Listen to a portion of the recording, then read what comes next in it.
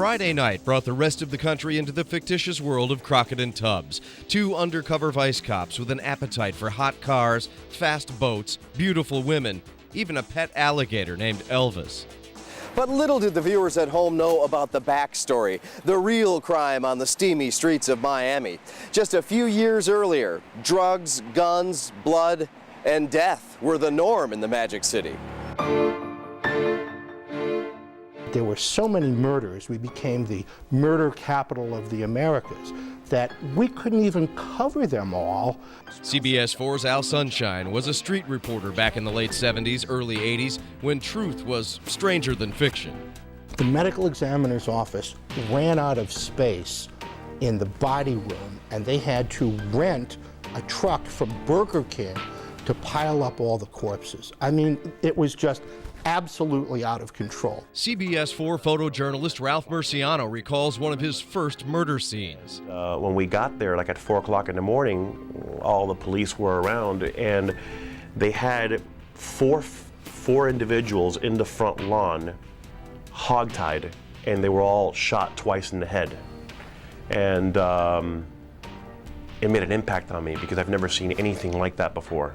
A laid-back city that was billed as a winter vacation destination was quickly turning into hell on earth. Fidel Castro emptied Cuba. Some of the refugees were criminals and mental patients. Then, a month later, the city, already under stress, was turned upside down by the McDuffie riots in Liberty City.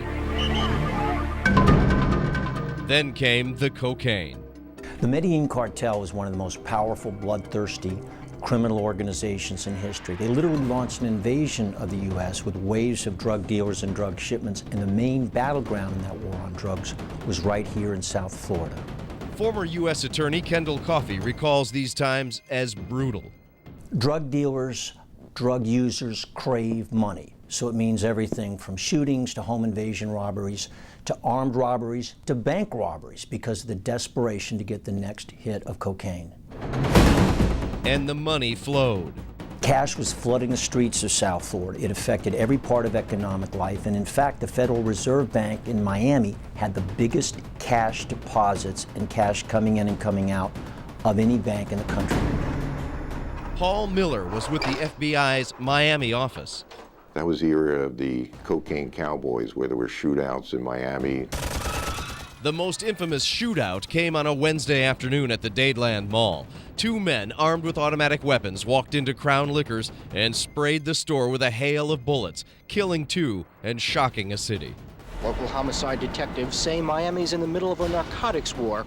And the madness did not end. Miami was thrust into the national spotlight with Time magazine's cover story, Paradise Lost, a 9-page article chronicling the evil brutality thriving in our city. But this town would not become victim of the cocaine wars. There were stories about Paradise Lost, how terrible Miami was. We took care of the problem as a community.